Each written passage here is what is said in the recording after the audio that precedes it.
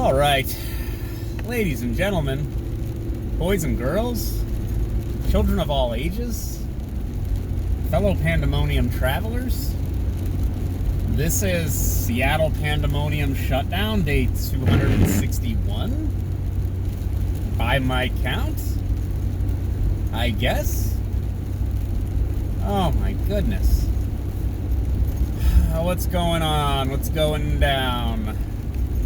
So, the Dow is surging 30,000, what was that, market cap? What is that? I don't know what that is. 30,000. It ended up over 30,000. All right. That's good, I suppose. But I'm being told that actually it's not a good indicator. It's an indicator that basically people are going to dump a bunch of cash into the market, make it surge, and then sell out before the meltdown. And I mean, I think we're talking, look, I've gone over some of the figures from like unemployment data, right? And a lot of this data is just trash, like because of the categorically, like they rule out certain kinds of employment or certain, windows of unemployment, or if you've been unemployed and for so long and you're not looking for a job, then you no longer count as unemployed and blah blah blah. But I was looking at some figures from Pasadena, I believe it was Bridget Fetisi. She retweeted the guy that posted stats, and like, my God, like, you look at the unemployment rates for like service industry and even like agriculture, and these numbers just make my blood run cold. Like, we've never seen this level of like unemployment, even in the Great Recession back in like the aughts, right? It's just never, we've never seen this. We don't know what this is actually going to look like. It's a bloodbath of, I've said this before and I've hedged my description. It's like call it low-skilled workers. Now, I've waited tables, I've washed dishes, right? I've flipped burgers. I've been one of these quote-unquote low-skilled workers. That's why I don't really work in tech anymore. I was a low-skill tech worker. I can do a little code, I can mess with a little code, but I can't write you a program from scratch, right? So they hire someone else to do that. They hire someone like me to be a monkey punching buttons, and then eventually they're like, oh yeah, we automated that, so bye, right? And you're like, oh, okay, I'll just go die in the gutter. Well, the same sort of thing kind of happened with, the service industry, cruise lines, restaurants, bars, clubs, theaters, etc. People who, and again, I want to mention young people, because we all start out with basically no job skills. You might be real smart, you might be real charismatic.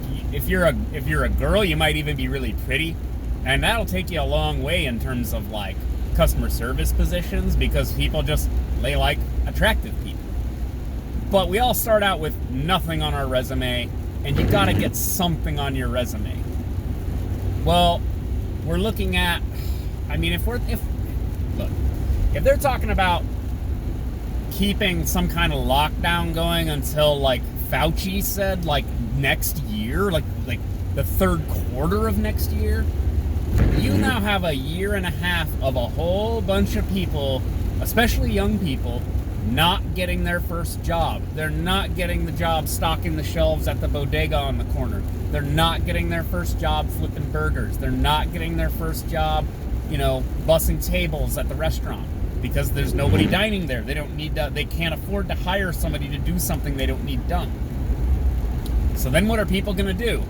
Well, they're going to go to the streets. They're going to go to crime. They're going to go to drugs. And we already have had a drug problem in this country, and like, I'm seeing these frightening numbers, like suicidal, like suicides are up like 200%, and never mind that, but like suicidal ideation amongst young people is like quadruple or something. Like, I'd have to pull the stats again, but it's like frightening for young people to feel that hopeless, right?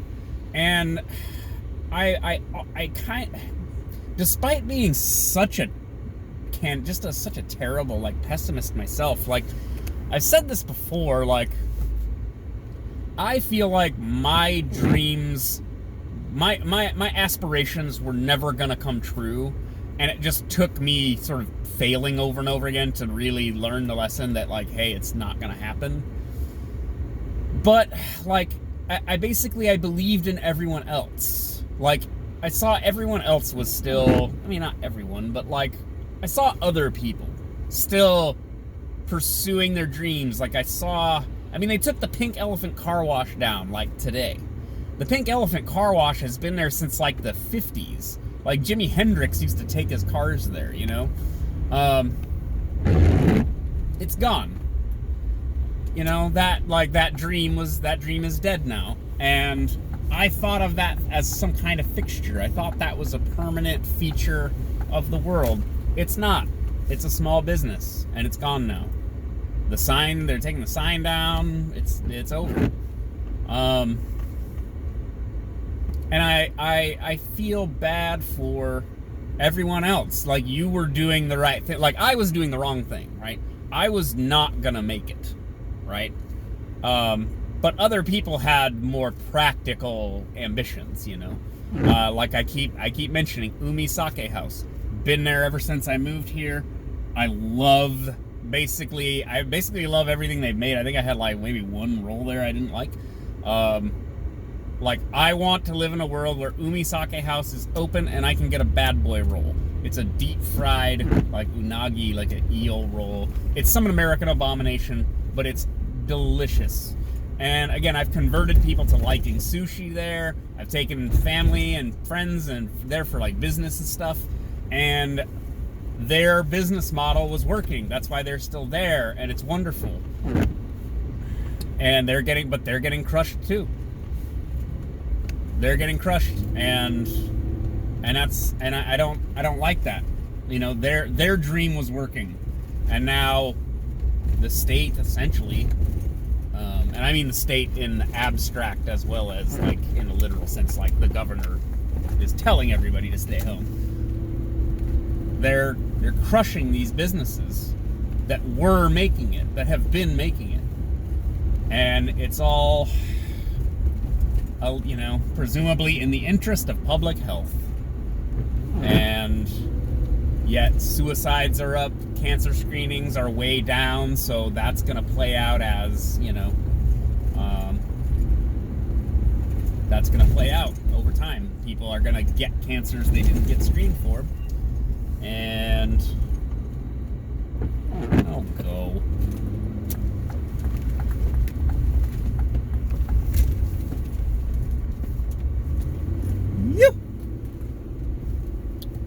I don't know. It's the actual, maybe I mentioned this yesterday, it's the actual, like, maybe civic collapse. Like, when the tax base finally, what's left of the tax base either engages in capital flight or just sort of collapses into Puget Sound. And then all of the small businesses are gone. All that's left is Amazon and Microsoft and maybe Facebook. And everyone's jobs is Lyft driving, DoorDash delivery, and I don't know, podcasting, I guess. Maybe people will get jobs doing that. There will be nothing left. There's not going to be, all that's going to be left is a bunch of giant megacorps, and they're going to come in and buy up all this devalued property too. I mean, maybe they will. Like, if there's a point to people living in the city anymore. Like some aspect of this, I suppose, to get a little bit, you know, to extrapolate a little bit, is a result of the project of modernity. Like, we wanted to automate drudge tasks. We wanted to simplify people's lives. We wanted to make people safer and call it healthier and to not have to do hard manual labor. And the result is now you can atomize the labor force and scatter it across the landscape because, you just have to do Zoom meetings and upload files and maybe do some code or something and do you get paid to do your job. And is that going to devalue labor in the long term? I suppose it probably will. They're already talking about taxing people who work from home extra. You're not driving on the roads. You're actually using less public services, but they want to tax them more. It's just, oh God. It is what it is, right? This is happening. There's some element of this that's not going to go back to normal. This is the new normal. And I've heard people say they're tired of hearing this is the new normal, but some aspect of this is the new normal. Like, why would you live in a crowded city full of human feces on the street and have to deal with this commute, this traffic, right? These roads, and come out here.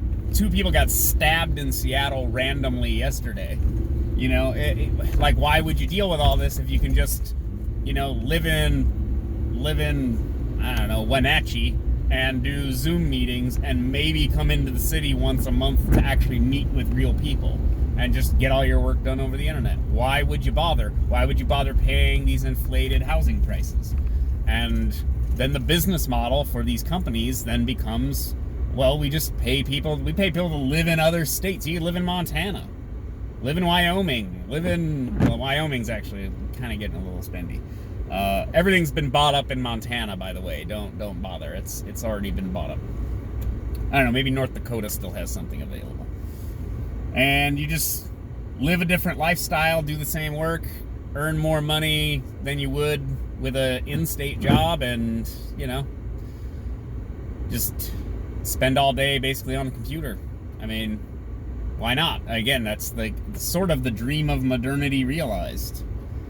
It's just that it has or had or will have various negative impacts on local markets.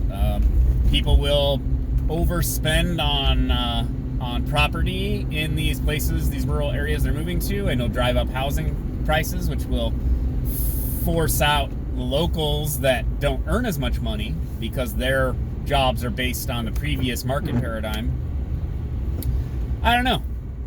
Why is the very failed artist and very failed podcaster and very failed tech worker trying to sort out market forces? I shouldn't even know what market forces are. I shouldn't even be talking in these terms. Anyways, what is this, Tuesday?